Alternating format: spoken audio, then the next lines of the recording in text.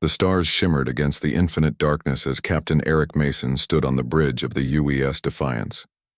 His eyes scanned the holographic displays showing the edge of human territory. Humans had spread beyond Earth in the last century, building homes on Mars, Europa, and even distant planets around other stars. Captain Mason was proud of this achievement. At 42 years old, he had spent most of his life protecting these new frontiers. "Captain, we're picking up something strange," said Communications Officer Julie Baker. Her fingers moved quickly across her console. "It's a signal unlike anything in our database."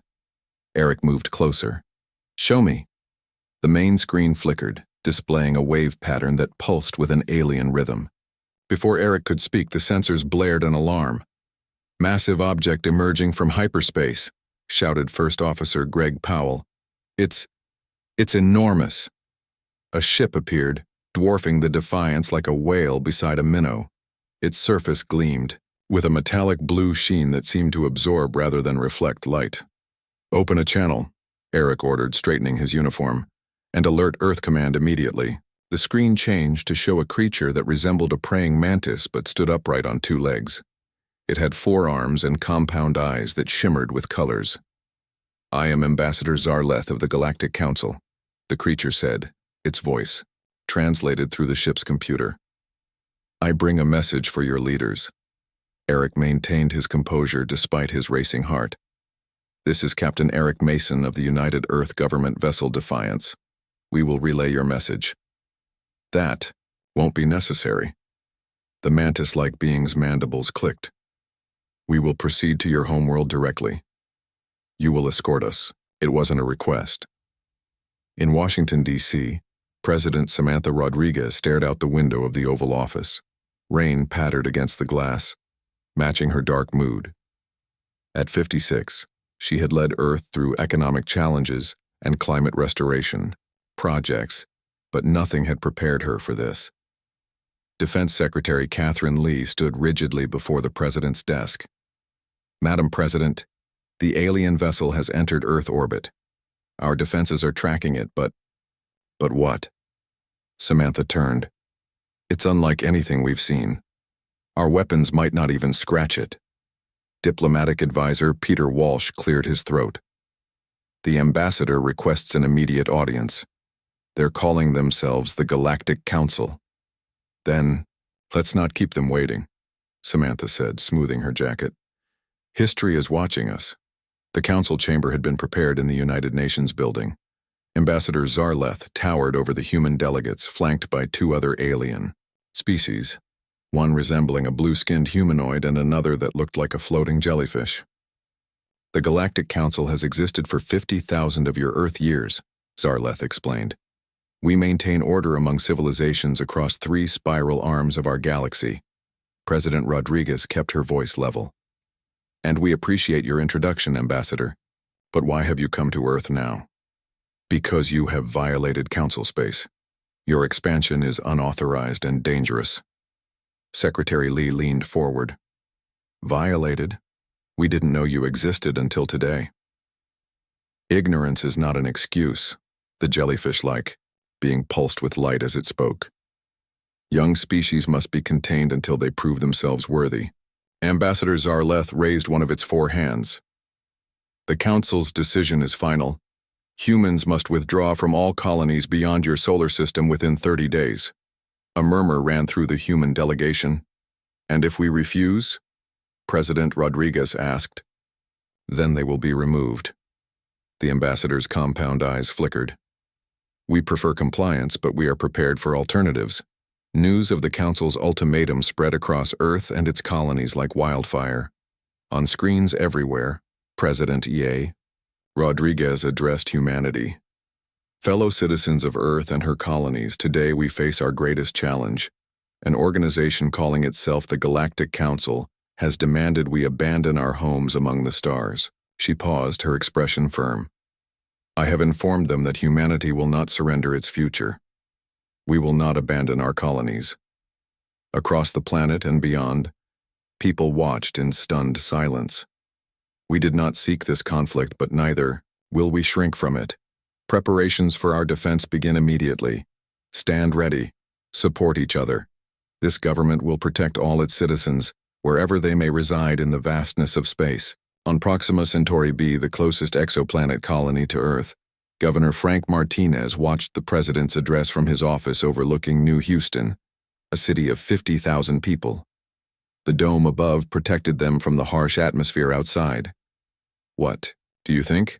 asked his assistant, Becky Wright. Frank rubbed his gray, stubbled chin.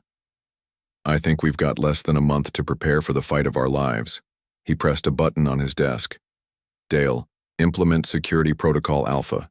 Begin. Evacuation drills immediately." "Yes, Governor," came the reply. Becky's eyes widened. "Evacuation? But the president said—" "The president said what she had to say." Frank stood and walked to the window. "But I'm not just going to run evacuation drills. Get me Jack Harris. From the Mining Guild. We're going to need those explosives he's been using for expanding the underground levels." "You're arming the colony," Becky realized. Frank nodded. "The council thinks we'll either leave or be helpless when they come. They're wrong on both counts." Lieutenant Susan Blackwell drifted in zero gravity beside her small stealth ship. The black material covering her suit absorbed light, making her nearly invisible against the darkness of space. Only a thin tether connected her to the vessel. Through her enhanced binoculars, she watched the alien ship stationed near Jupiter. It had been there for 3 days, cloaked but not to eyes that knew where to look. "Gotcha," she whispered, taking photographs with her equipment. The alien vessel was sleek, clearly designed for speed rather than the brute force of the ambassadors. Massive ship. Susan carefully made her way back to her ship's airlock. Once inside, she removed her helmet and shook out her short blonde hair. She immediately uploaded the images to her secure terminal. "Computer, send package Alpha to Admiral Carter. Eyes only," she ordered. Message reads, "Council ships already in position throughout our territory. Ultimatum appears to be a formality. They were planning this before first contact." She stared at the alien ship through her viewport. "They're not waiting for us to leave," she murmured. "They're waiting for an excuse to attack." As her small ship silently pulled away, Susan knew the next 30 days would determine humanity's fate. The Council had made their move, thinking humans would either surrender or be easily crushed. They were about to learn how wrong they were. 2 weeks had passed since the Galactic Council delivered their ultimatum. Deep within the asteroid belt between Mars and Jupiter, hidden shipyards hummed with activity. Massive ships took shape under the watchful eyes of engineers and construction drones. Earth was preparing for war. Admiral William Carter stood with his hands clasped behind his back, watching through a viewport as the UES Relentless received its final weapons systems. The dreadnought was nearly a mile long, by far the largest warship humans had ever built, but it had remained a secret, along with 30 others like it. "How much longer?" he asked the woman beside him. Chief Engineer Alan Rodriguez wiped sweat from her brow. "Another 3 days for the Relentless. The rest of the fleet varies. Some are ready now. Others need a week." William nodded. At 62, his hair had gone completely white, but his blue eyes remained sharp. He had fought in the Mars Rebellion 20 years ago, when the Red Planet had briefly tried to break away from Earth control. That experience taught him much about space warfare. "We may not have a week," he said quietly. His comm unit buzzed. "Admiral, you're needed in command. New intelligence from Lieutenant Blackwell." William hurried through the corridors of Ceres Station, the largest base hidden in the asteroid belt. People saluted as he passed, their faces tense but determined. In the command center, screens displayed star maps and ship positions.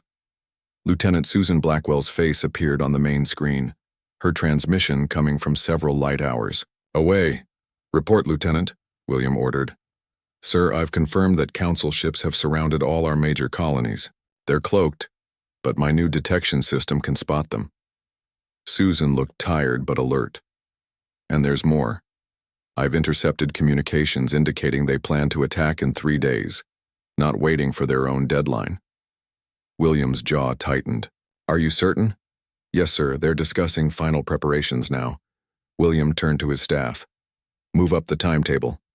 I want every ship that can fly ready in 48 hours, and send word to all colonies to activate their defense networks immediately. Yes, Admiral, his officers replied in unison. William looked back at Susan. Good work, Lieutenant. Get back to Earth space as quickly as possible. After the transmission ended, he turned to his second-in-command, Commander Paul Davis. It's time for Operation Defiance, William said. Alert all ship captains. We strike before they do. Dr. Olivia Grant bent over her microscope in her lab on Luna Base. At 38, she was the leading expert on alien biology, though until 2 weeks ago her work had been mostly theoretical. Now she had samples, small pieces of shed skin and other materials collected by brave agents who had managed to get close to the council representatives. Fascinating, she whispered. The cells under her microscope reacted strongly to a specific frequency of electromagnetic radiation. She made notes on her tablet. Her assistant, Ben Cooper, looked up from his workstation. Any progress, Dr. Grant? Yes, she said, smiling for the first time in days. I think I've found a weakness in at least one council species. Their neural systems are highly sensitive to certain EM frequencies. She transmitted her findings directly to Admiral Carter's secure channel. This could give human forces an edge they desperately needed. On Nova Terra, the farthest human colony at 12 light-years from Earth, John and Mary Phillips walked the perimeter of their farm. The planet's blue-tinted sun cast an unusual light over the fields of wheat and corn that had been adapted to grow in this alien soil. There it is again, John said, pointing to a shimmer in the sky. He raised his recorder, a device that looked like ordinary binoculars but contained advanced sensors. Mary looked through her own set. That's the third one today. They're getting bolder. The council ships weren't even trying to hide anymore. They circled the colony world like vultures, waiting for the order to strike. John lowered his recorder. We should send today's footage to Earth. Already done, Mary said, but with light speed delays, they won't get it for almost 2 weeks. John put his arm around his wife's shoulders. Then we'd better hope they're already preparing. In Washington, D.C., Secretary Catherine Lee faced Ambassador Zarleth across a conference table. The meeting had been her idea, a last attempt at diplomacy that she knew would fail, but it would buy precious time. Ambassador, we have evidence that your ships are already in position to attack our colonies, she said, sliding a tablet across the table. This violates the spirit of the ultimatum you gave us. The mantis-like alien's compound eyes flickered. You misunderstand, Secretary Lee. These are merely observation vessels, ensuring you comply with our directive. Armed observation vessels with weapons powered and targeting systems active, Catherine responded coldly. Zarleth's mandibles clicked in what might have been amusement. Your detection technology is more advanced than we expected. Interesting. Then, you admit these are warships? I admit nothing, the ambassador said. But I will tell you this. The Council has dealt with many young species over the millennia. Some learn their place quickly, others require teaching. Catherine kept her expression neutral despite her anger. Humanity doesn't respond well to threats, Ambassador. That is unfortunate, Zarleth replied. For you. Lieutenant Commander Nathan Brooks floated silently in his stealth suit. He had infiltrated a small council outpost on Pluto's moon Charon. The aliens had established it shortly after arriving. In the solar system, thinking humans wouldn't notice activity so far out. They were wrong. Nathan carefully placed small devices on key computer terminals. These would transmit data back to Earth intelligence when activated. He moved to the central command console and inserted a data spike, copying files faster than the eye could see. He downloaded everything: tactical plans, ship positions, weapons, specifications, and most importantly, the Council's long-term strategy document. As he suspected, the plans for human containment were dated months before first contact. The Council had been watching humanity for years, plotting how to stop human expansion. The ultimatum had never been a negotiation. It was always going to end in attack. Nathan retrieved his data spike and made his way back to the airlock where His stealth ship waited. As he departed, the outpost remained quiet, its occupants unaware of the breach. The evidence was clear. The Council planned to attack in 2 days, targeting Europa first. They thought it would be a simple operation, a quick victory to bring humans to their knees. They had no idea what was waiting for them. The Europa research station floated peacefully above the icy moon's surface. Inside, 342 scientists and support staff went about their daily work, studying the ocean beneath Europa's frozen crust. They were searching for alien life, never expecting to die at the hands of actual aliens. Captain Lisa Chen of the UES Swift Retribution watched in horror as 3 Council ships decloaked and opened fire on the station. Her small patrol vessel was hidden behind one of Jupiter's smaller moons, running silent. "Record everything," she ordered her crew, her voice tight with anger. The quantum feeds captured the unprovoked attack in perfect detail. The station's shields failed after just 2 volleys. It broke apart, spilling debris and bodies into space. Lisa gripped her chair arm so hard her knuckles turned white. "Transmit the feed to all human channels," she said. "Then prepare to jump to hyperspace. We have to warn the fleet." Her communications officer looked up with tears in his eyes. "They didn't even warn them first." "No," Lisa said grimly. "This wasn't about the ultimatum. This was a message." The Council had delivered their message 2 days before their own deadline expired. They thought it would frighten humanity into submission. They were wrong.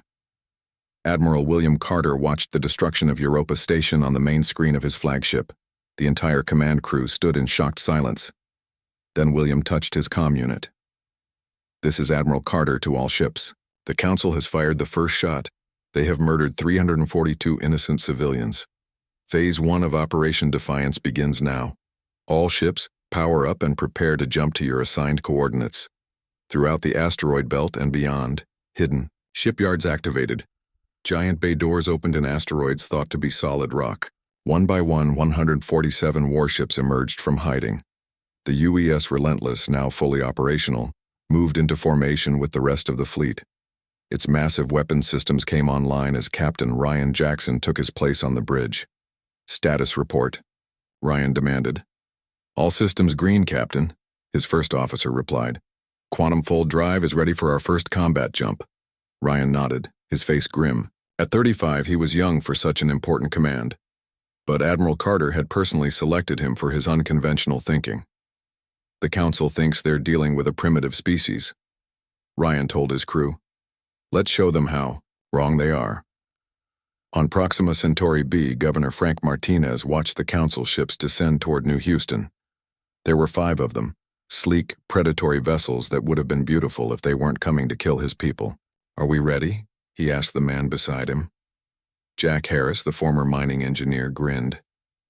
"More than ready, Governor." Frank opened a channel to all the colony's defenders. "Remember, let them land. Let them think we're helpless." The Council ships landed in a circle around the main colony dome. Troops poured out, tall insectoid warriors similar to Ambassador Zarleth, but wearing battle armor. They marched toward the colony, weapons ready, expecting to find terrified humans preparing to evacuate. Instead, the ground beneath them erupted. Hidden mines detonated in carefully planned sequences. From concealed bunkers, colonists emerged with weapons that had been secretly manufactured over the past 2 weeks. Frank led a squad from the governor's building, firing his rifle with practiced ease. He hadn't always been a politician. Before becoming governor, he had served 20 years in Earth's military. "Push them back to their ships," he shouted. The Council forces, expecting an easy victory, found themselves caught in a deadly crossfire. Their superior technology meant little against an enemy who had prepared the battlefield and was willing to die for their home. Captain Ryan Jackson stood on the bridge of the UES Relentless as it emerged from hyperspace directly above the Council command vessel near Tau Ceti. The enemy ship was massive, nearly twice the size of the Relentless, but Ryan had the element of surprise. "Quantum fold. Drive ready for microjump," his navigator announced. "Execute," Ryan ordered. The Relentless disappeared in a flash of light, then reappeared inside the Council vessel's defensive shields. In the fraction of a second before the enemy could react, Ryan gave his next order. All weapons. Fire! The Relentless unleashed its arsenal at point-blank range. Lasers cut through the Council ship's hull. Missiles found critical systems. The enemy vessel shuddered as explosions blossomed across its surface. "They're powering weapons," the tactical officer reported. "Execute second micro-jump," Ryan commanded. Again, the Relentless vanished, reappearing on the opposite side of the Council vessel. Again, it fired all weapons before the enemy could track them. "Their shields are failing," the tactical officer announced. "They're trying to retreat." Ryan shook his head. "Not today. Disable their engines." The Relentless fired again, targeting the Council ship's propulsion systems. The massive alien vessel went dark, drifting powerless in space. "Prepare boarding parties," Ryan ordered. "I want their navigation data and command codes." In her laboratory on Luna Base, Dr. Olivia Grant watched as soldiers equipped with the devices she had created prepared to board a disabled Council ship. The small emitters would broadcast the specific electromagnetic frequencies she had discovered. "Remember," she told them via comlink, "the Krillvac warriors will be most affected. They're the insectoid ones. Their neural systems should shut down temporarily. The other species won't be as vulnerable." The lead soldier nodded. "Understood, Doctor. We'll test your theory and report back." Minutes later, she received confirmation. The Krillvac warriors had collapsed as soon as the emitters were activated. The human boarding party had secured the Council vessel with minimal casualties. Olivia allowed herself a brief smile before returning to her work. There were more Council species to study, more weaknesses to find. On Earth, President Samantha Rodriguez addressed the United Earth Government Assembly. Her face was solemn as images of the destroyed Europa station played on screens behind her. "Today we are at war," she said simply. "Not by our choice, but by necessity. The Galactic Council has shown their true intentions with the murder of innocent researchers on Europa." She paused, looking at each representative in turn. "I am activating the Heritage Protocol, effective immediately." A murmur ran through the assembly.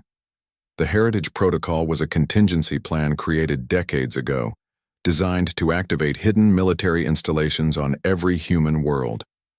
"Humanity will not bow to threats. We will not abandon our colonies, and we will not forgive the unprovoked murder of our people." As she spoke, Lieutenant Susan Blackwell led her team in a daring raid on a Council communications hub near Saturn. They moved silently in their stealth suits, planting charges at key points. When the explosions came, the Council personnel were caught completely by surprise. Susan and her team stormed the control room, securing it in less than 2 minutes. "Begin the hack," she ordered her tech specialist. Minutes later, they had access to the entire Council strategic network. Every ship position, every battle plan, every communication was now visible to human intelligence. The Council had expected to face a primitive species, easy to intimidate and defeat. Instead, they had awakened a sleeping giant. 3 months had passed since the first battle. The stars looked the same, but the galaxy had changed forever. Humanity had not only defended its colonies, but had captured 12 Council outposts across 3 star systems. Admiral William Carter stood on the observation deck of Ceres Station, now the main command center for Earth's war effort. The massive viewscreen showed the positions of all human and Council forces throughout known space. "It's time for Phase 2, he told the gathered military leaders. His white hair was now cut shorter than before, a concession to the hectic pace of war. "Are you certain, Admiral?" asked General Steve Hammond. "The Council still outnumbers us." William nodded. "Numbers aren't everything. Lieutenant Blackwell's intelligence operation has given us their battle plans. Dr. Grant's research has given us ways to counter their biology. And now, we have this." He pressed a button, and the screen changed to show a fleet of small, sleek ships. They had no life support systems, no crew quarters, nothing but engines, weapons, and advanced AI systems. "The drone fleet," William explained. 500 ships that can operate in environments lethal to organic life. They can withstand radiation, extreme heat, extreme cold, even the vacuum of space without shields. The military leaders murmured, with approval. This was the trump card they had been waiting for. "Deploy them to these coordinates," William ordered. marking several points in council space. Let's see how they handle an enemy they can't see coming. Captain Ryan Jackson watched from the bridge of the UES Relentless as the space around Epsilon, Eridani, lit up with explosions. The Council's main shipyards were under attack, but not from his vessel. The Relentless was merely observing. The real damage was being done by 30 drone ships that had appeared without warning in the heart of the shipyard. Moving too fast for Council targeting systems, they fired with perfect precision, destroying key facilities one after another. "They've noticed us," said his first officer, pointing to 3 Council warships moving toward them. Ryan smiled. "Good. That means they're not watching their flank.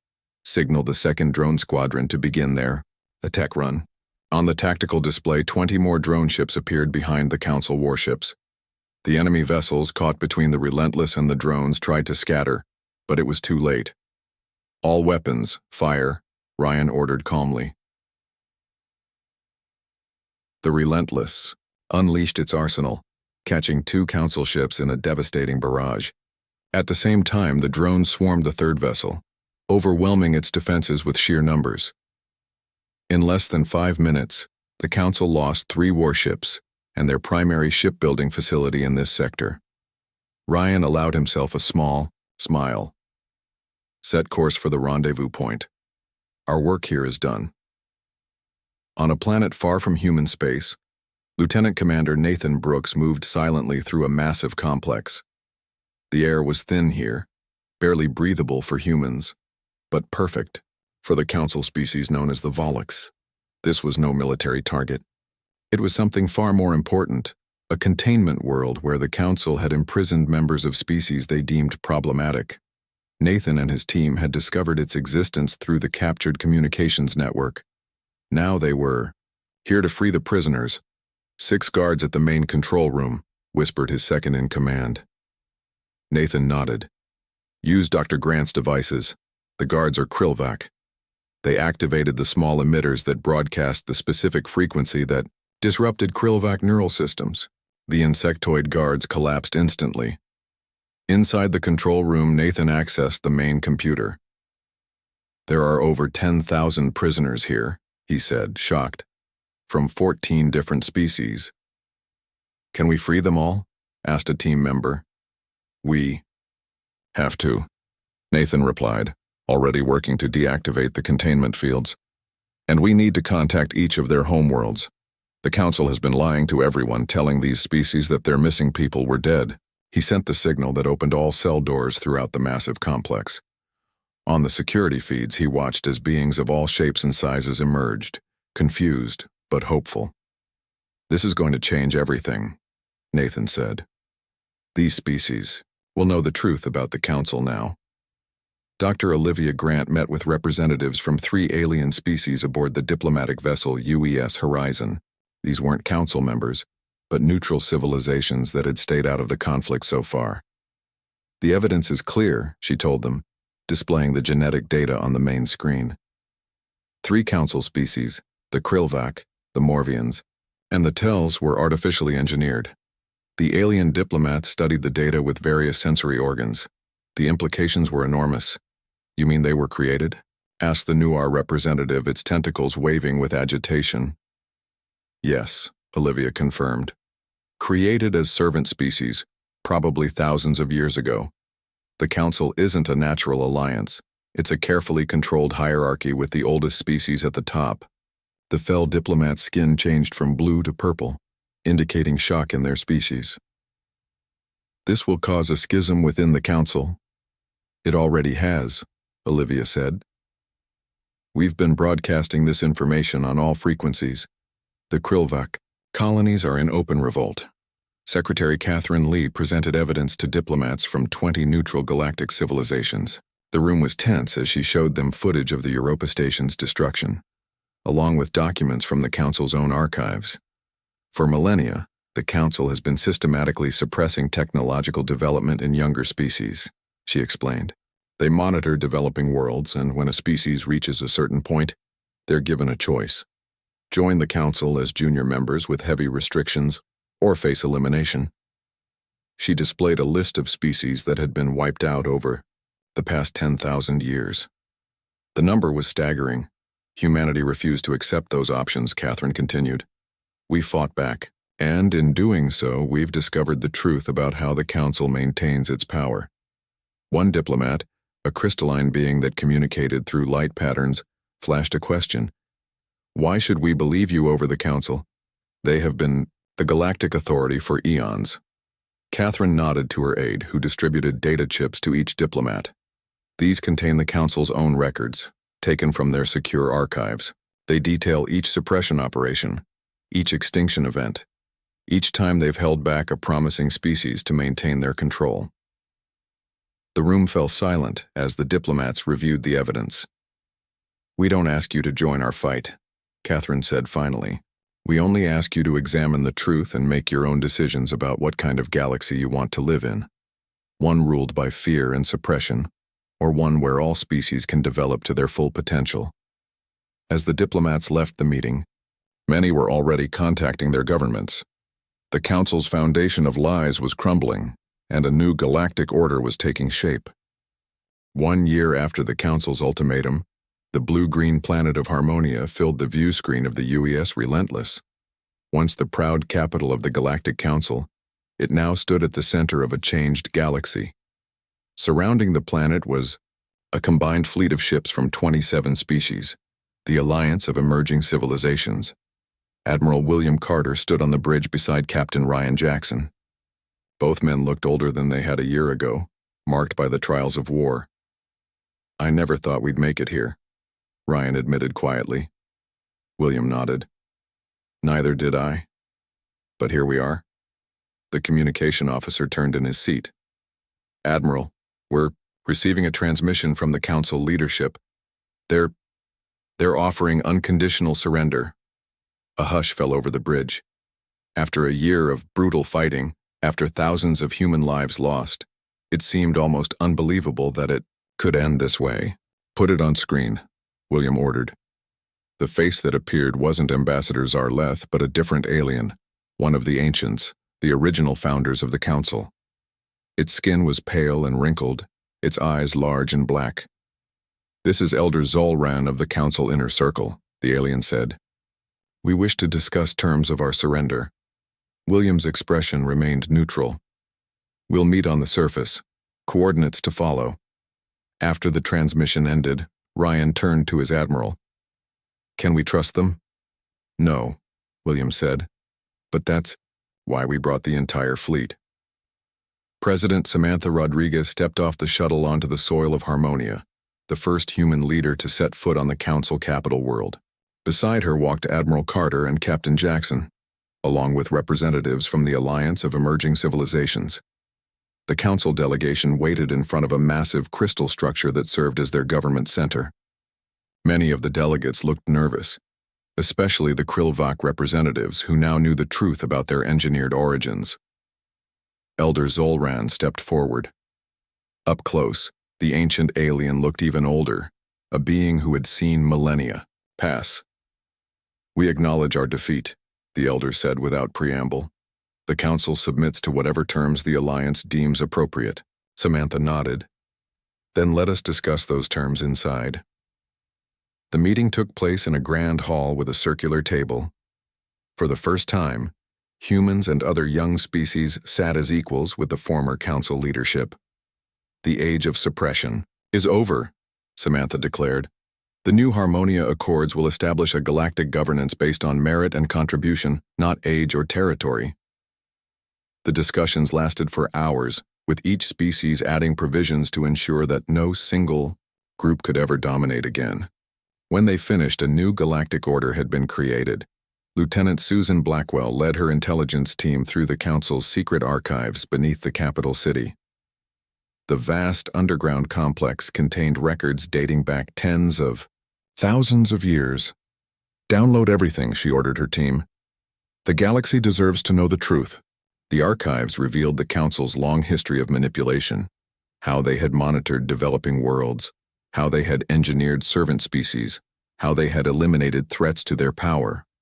Most shocking were the records of 53 species that had been completely wiped out for refusing to submit to Council authority.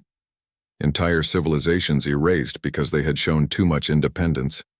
Susan transmitted the files to the human diplomatic team. "This needs to be part of the historical record," she told her superior, "so it never happens again."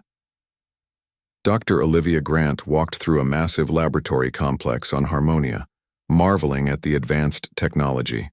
She had been appointed to lead the new scientific commission, tasked with ending the technological monopoly the Council had maintained. "All of this knowledge," she said to her multi-species team, "will now be shared with every civilization in the Accords." A Tellurian scientist, its blue skin shimmering with excitement, gestured to a row of devices. "These contain medical technologies that could save billions of lives across all our worlds," Olivia nodded.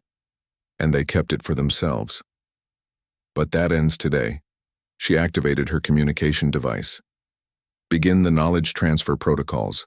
Send the database to every signatory world." Across the galaxy, information flowed freely for the first time in millennia. Cures for diseases, clean energy technologies, advanced propulsion systems, all now available to every species regardless of their age or status. On a newly established diplomatic hub world named Unity, John and Mary Phillips watched their daughter play with children from 12 different species. The young girl had no trouble communicating with her alien friends, using both words and gestures to bridge any gaps in understanding. "She'll grow up in a very different galaxy than we did," John said, smiling. Mary nodded. "A better one, I hope." Their documentary about the war had become the most watched historical record in human history. They had captured everything from the first Council ultimatum to the final surrender, showing the galaxy both the horror of conflict and the possibility of a new beginning. Captain Lisa Chen of the UES Swift Retribution stood in the newly constructed Galactic Assembly Building. She had been appointed as the first human to serve on the Galactic Security Council, a position of immense responsibility. The centerpiece of the assembly was a memorial to the victims of the Europa Research Station attack. 342, names etched in crystal, illuminated by a soft blue light that mimicked the glow of Europa's ice. As representatives from dozens of species took their seats for the first official session, Lisa felt the weight of history on her shoulders. The swift retribution that humanity had visited upon the Council had transformed into something more important, a chance to build something better. Admiral William Carter and Governor Frank Martinez stood on a hilltop overlooking New Houston, on Proxima Centauri b. The city had been rebuilt after the war, now 3 times its original size, and filled with visitors from across the galaxy. Below them, ships from dozens of species arrived for the first Galactic Concord celebration, marking 1 year since the signing of the Harmonia Accords. "Was it worth it?" Frank asked quietly. "All the sacrifice?" William watched as the sun set behind the mountains, casting long shadows across the valley. "Ask them," he said, nodding toward the city, where humans and aliens walked together in peace. Frank smiled. "You know, when the Council first ordered us to withdraw, I thought we were finished. I never imagined we'd end up here." "That was their mistake," William said. "They thought they were dealing with just another young species that would either obey or be destroyed. Instead, they got humanity," Frank finished. Both men fell silent as the first celebratory lights began to shine in the darkening sky. The Council had ordered humans to withdraw from the stars. Instead, humanity had changed the galaxy forever.